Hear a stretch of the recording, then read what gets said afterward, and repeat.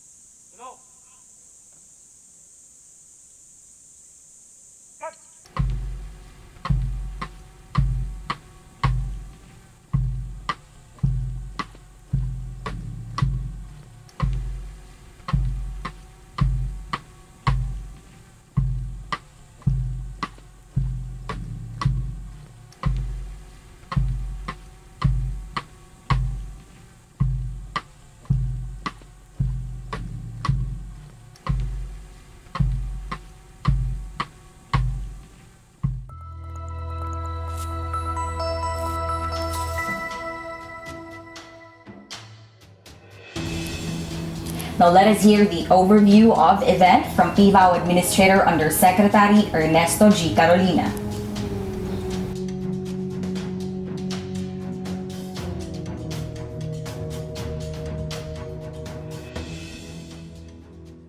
Isang magandang araw sa ating lahat. It is with great honor to be with you in this virtual observance of a very important event in our history, the Paggunita Sa Capas. Today, we continue the virtual observance of the 79th Araw ng Kagitingan and the 2021 Philippine Veterans Week, a week-long tribute to the brave, heroic, and selfless men and women who defended our country from foreign invaders. In this simple yet meaningful Paggunita Sa Capas event, we remember the 76,000 Filipino and American soldiers who were forced to march more than 60 miles in the scorching heat from Bataan to Camp O'Donnell in Capas. While many endured the horrendous death march, some did not survive due to the heat, dehydration, disease, and cruelty of their captors. Not known, or now known, as the Capas National Shrine, the historic place bears witness to the sufferings experienced by both Filipino and American soldiers who were imprisoned in this camp in the aftermath of the death march. To honor and remember them and their stories, their names are forever etched in the hallowed walls of the National Shrine. The COVID-19 pandemic may have hindered us from gathering physically at the Capas National Shrine, but our desire to memorialize the heroism of our veterans keeps on firmly. Even in these trying times, their valor and love for country, embodied in one word, kagitingan, clings obstinately in our memory and serves as a guiding light in our fight against the deadly virus.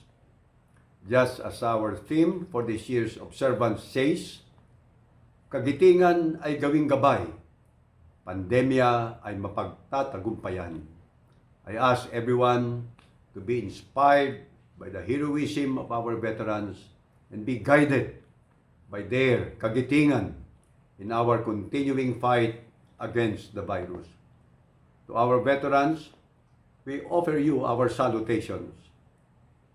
We are forever grateful for your service and selfless sacrifice, and it will be our lifelong commitment to honor you for everything that you have done for our country and people. Rest assured that we will remain faithful in performing our mission of perpetuating your stories of heroism and instilling in the youth the values of patriotism and love for country, ideals you have stood for and exemplified through the years. Once again, a pleasant day to all. Mabuhay ang mga veterano, mabuhay ang Pilipinas.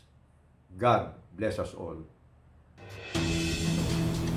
Thank you so much, Yusek Carolina. We fervently wish that the gallantry and valor of our veterans will always be remembered and become a beacon of inspiration, especially during these challenging times. Up next is a message from our youth by Girl Scout Cadet Shara Patria G. Pascual, Cabanatuan City Council, Central Luzon, Region, Girl Scouts of the Philippines.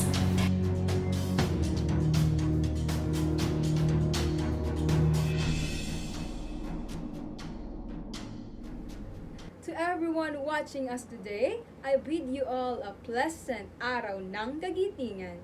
First of all, I would like to extend my gratitude to the Philippine Veterans Affairs Office for including Girl Scouts of the Philippines as one of the speakers.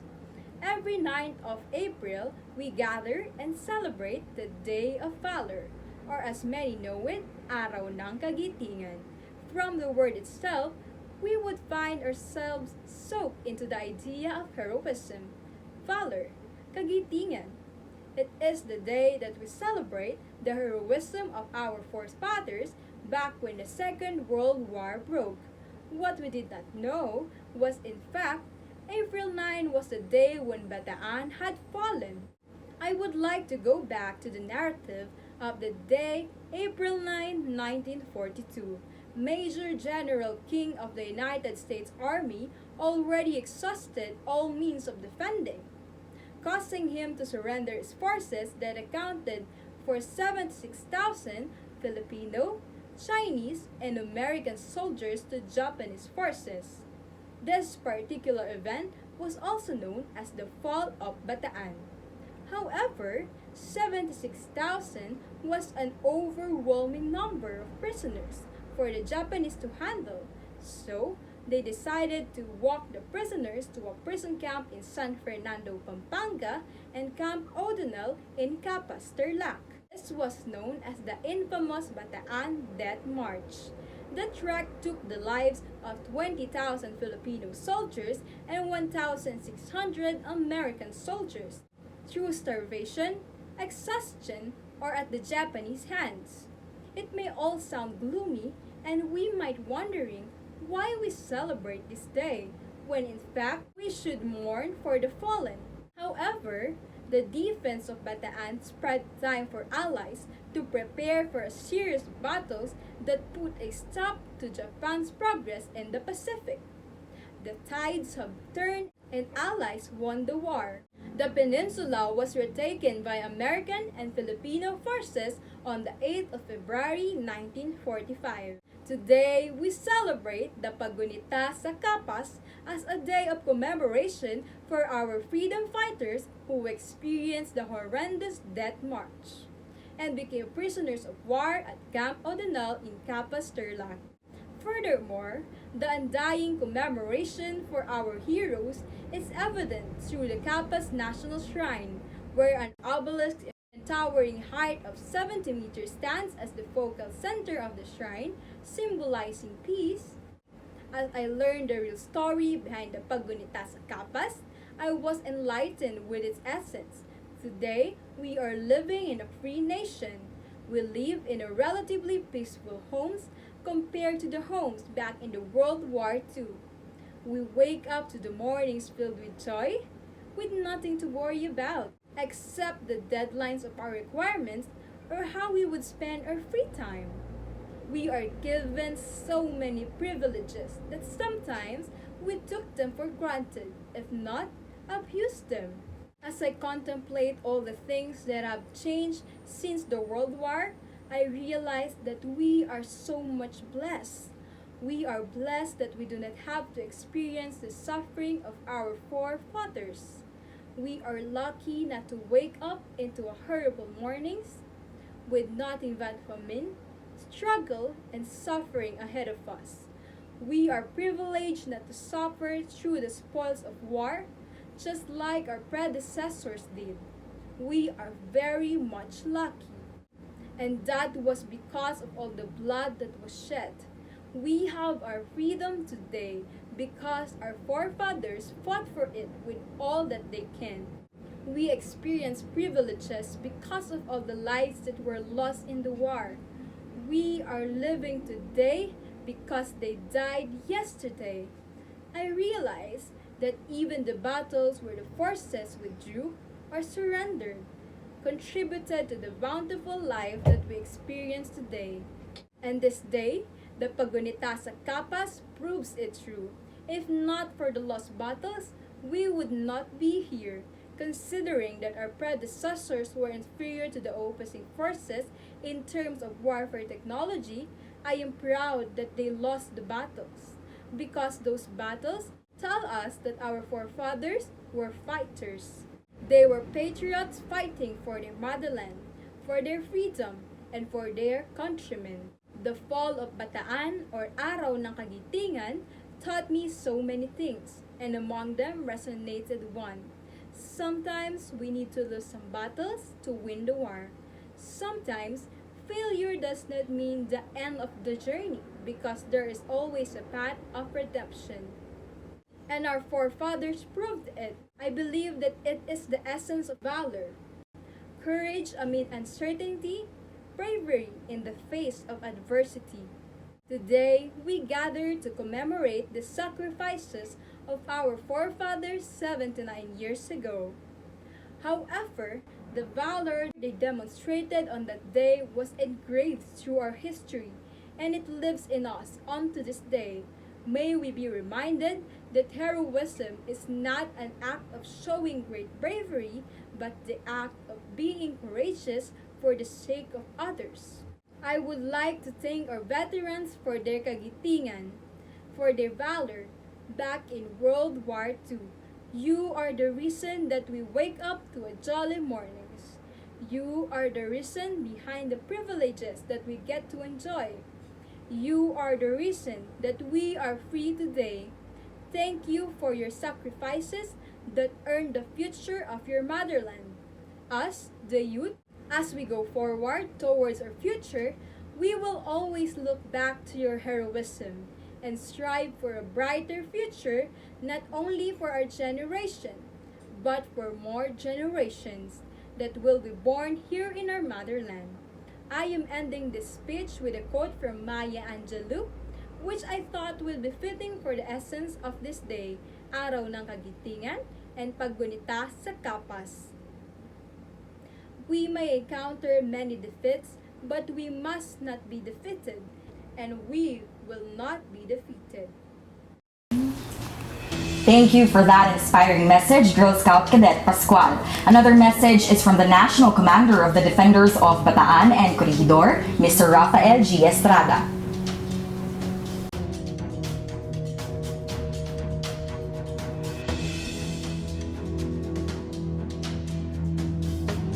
Good day, ladies and gentlemen. Along with the right to life, the right to liberty is one of the most fundamental rights. However, a look back to our country's history will tell us that this fundamental right had to be fought for. From Lapu-Lapu to the revolutionary leaders, the Spanish oppressors, to the Second World War, Filipino men and women sacrificed their lives to pursue freedom and liberty for our beloved Philippines. When I was a little boy, I remember hearing stories about the war from my dad, Colonel Rafael Estrada. These were just stories of adventure in my young mind because, as they say, war is sweet to those who have no experience of it. It wasn't until I was old enough to understand the horrors of war that I learned to appreciate my father and all the men and women who fought to defend our people and our country during World War II had to endure. Amid this pandemic, our movement is limited, and necessities like food and medical supplies are beyond reach for some of our countrymen. We also fear for our loved ones' safety, and health is foremost in our minds. I cannot help but think and appreciate even more what our veterans had to go through. But they did so on a much larger scale, as they had to face the enemy head-on. Unlike us, who can experience this war in the comfort of our homes, with electricity and running water, with all the conveniences of food deliveries, the internet, cable television, and even Netflix.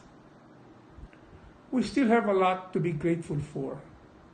We can only hope and pray that we as a nation get through this bleak period soon, with the least number of casualties, and that we can get back on our feet, not only economically, but morally and spiritually.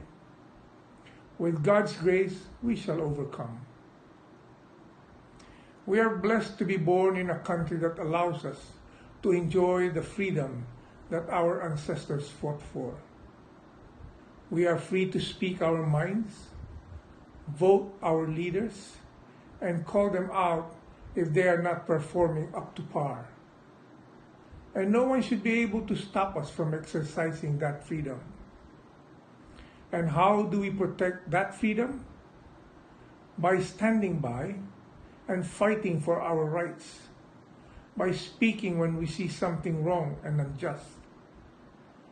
In doing so, we honor all our Filipino heroes, patriots and defenders.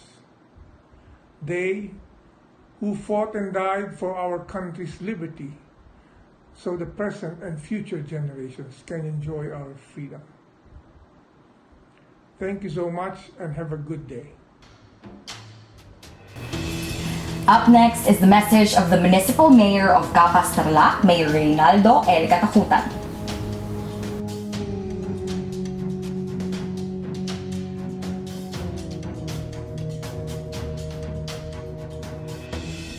Sa ating pagdiriwang ng ika-79 na araw ng Kagitingan, naway alalahanin natin ang tapang at lakas ng loob na ipinamalas ng ating mga sundalong Pilipino sa ngalan ng kalayaan at demokrasya, at gamitin ito bilang inspirasyon sa ating pakikipaglaban sa pandemya na ating kinakaharap. Ang tunay na kalayaan ng bayan at tagumpay sa anumang uri ng digmaan ay makakamit lamang sa pamamagitan ng pagkakaisa o kolektibong pagkilos kontra sa kalaban.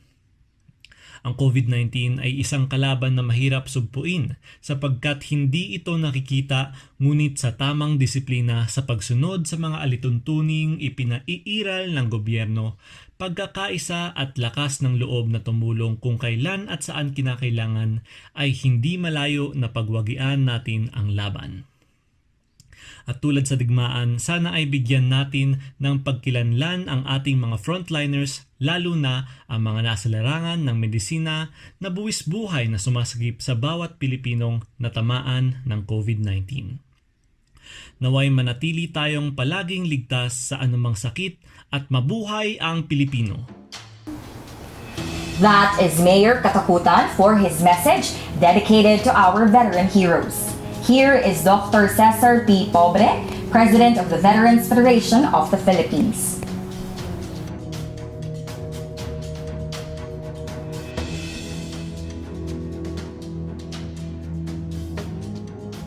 Following their surrender on 9 April 1942, the Filipino and American defenders of Bataan were forced to march the 66 miles from Mariveles, Bataan to San Fernando, Pampanga. They trekked the distance under the scorching heat of the tropical summer sun without food and water.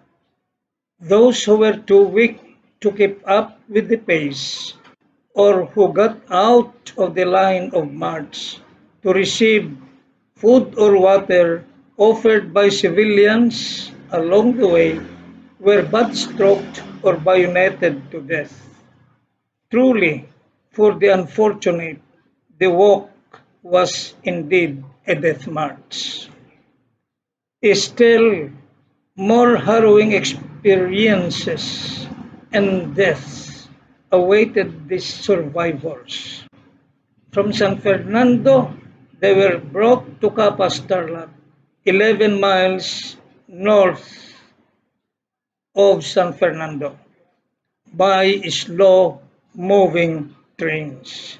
They were so jam-packed in the enclosed boxcars that many of them died of suffocation. Yet, they had to walk again to the Camp O'Donnell internment camp. Conditions in the camp were bad.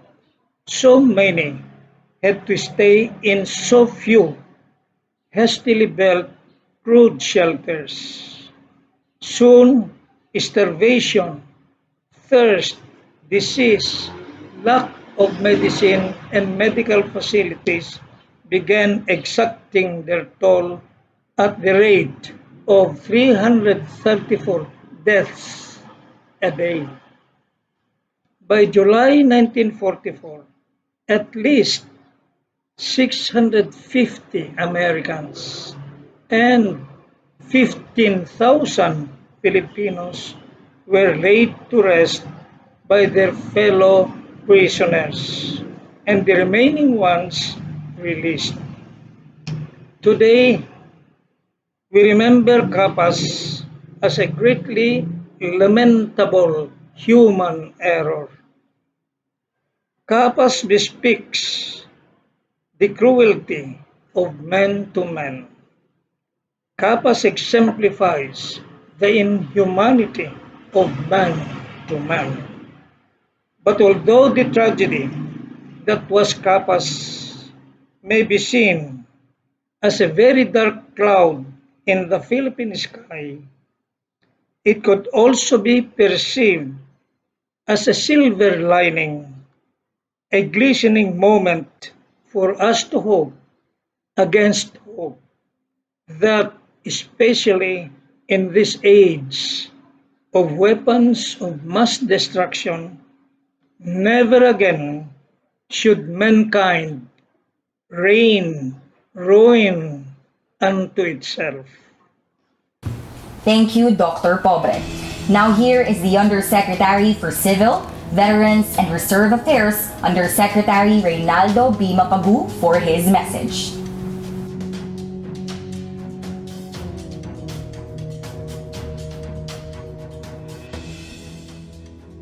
To our living World War II veterans, Honorable Geraldine B. Roman, Representative of the 2nd District of Bataan, Colonel Cesar P. Pobre, retired Acting President of the Veterans Federation of the Philippines, Honorable Reynaldo L. Katakutan, Mayor of Capas, Tarlac, Undersecretary Ernesto G. Carolina, Administrator of the Philippine Veterans Affairs Office, other distinguished guests, speakers, families of our World War II veterans, fellow workers in government, especially from the province of Tarlac, members of the Technical Working Committee, all our online viewers here in the Philippines and abroad, especially the students and the youth, good morning to all.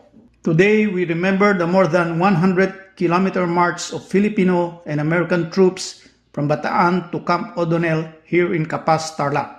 Much has been written about this event in our shared history with the United States. However, we still have much to learn and share to future generations of Filipinos. Most of the published literature on World War II in the Philippines is narrated from the perspective of American or some other foreign writers. However, we're not a country that lacks scholars or writers on World War II.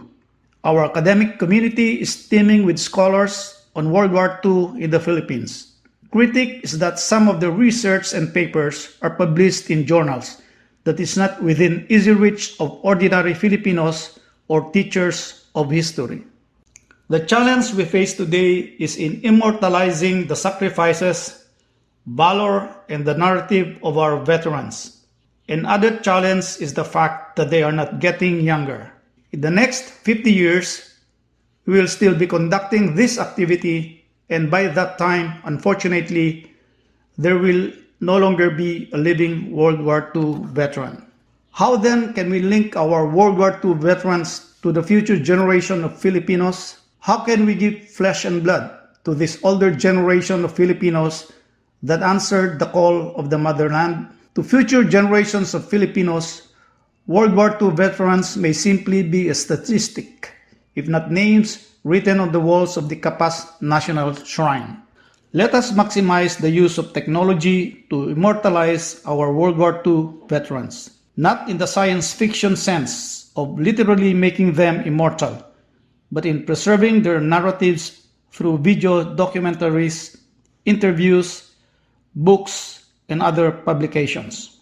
To help immortalize the legacy of our World War II veterans, the Philippine Veterans Affairs Office, led by Undersecretary Ernesto G. Carolina, on its part, continuously supports the publication of books on World War II written by Filipino authors and scholars, such as one of our distinguished speakers today, Colonel Cesar P. Pobre, retired, who is also the current acting president of the Veterans Federation of the Philippines. We can do the same for our shrines and historical sites. PVAU, in fact, has also initiated the conduct of virtual tours in some shrines and historical sites around the country.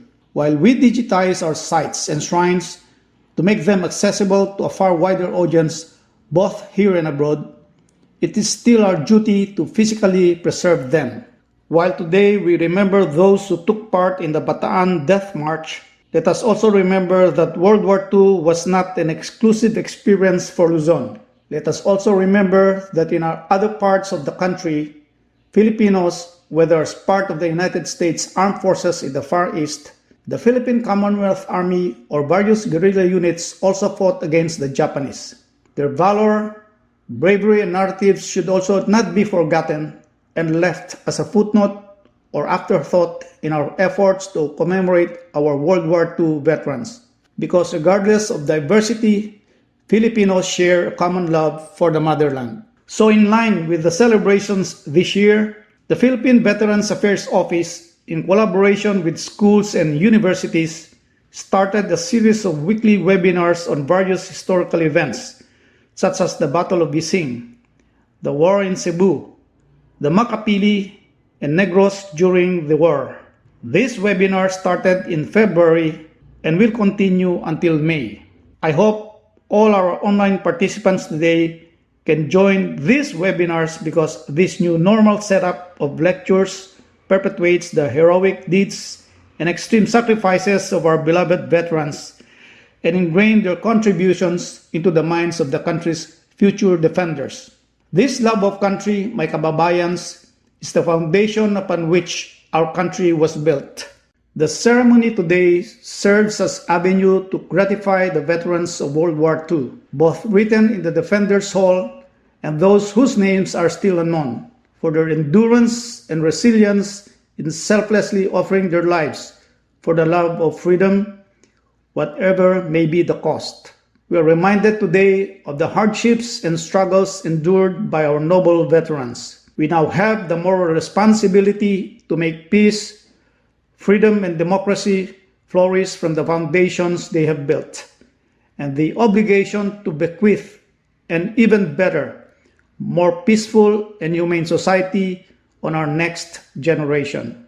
A snappy salute to all our veterans of World War II. Thank you po and mabuhay tayong lahat. Thank you, Yusek Mapaghu. Our guest of honor and speaker for this virtual Paggunita Sa Capas, Congresswoman Geraldine V. Roman.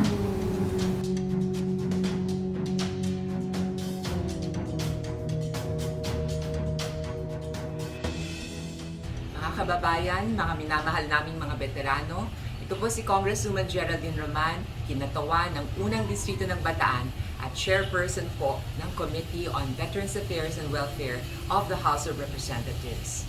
Kahapon po ay ginilita natin ang Araw ng Kagitingan, kung saan inalala natin ang pagsuko ng libo-libong tropang Amerikano at Pilipino laban sa mga Hapones sa aming pong lalawigan ng Bataan na naging tampukan ng napakaraming madugong labanan. Pagkaraan po ng pagsuko ng ating mga sundalo ay pilit silang pinagmarcha sa tinatawag nating Death March patungong Tarlac.